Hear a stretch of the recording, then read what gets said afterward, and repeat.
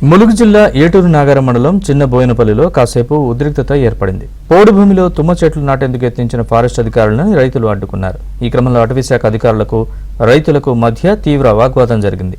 దీంతో జాతీయ రహదారిపై బైఠాయించి నిరసన తెలిపారు.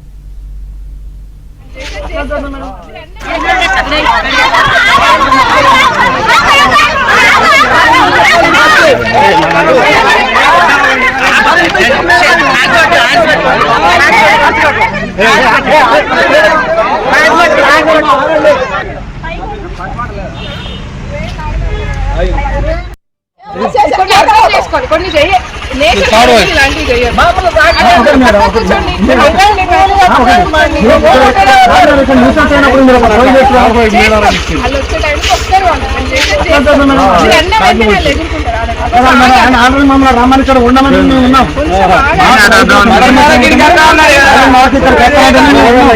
దాదాపు 2 గంటల పాటు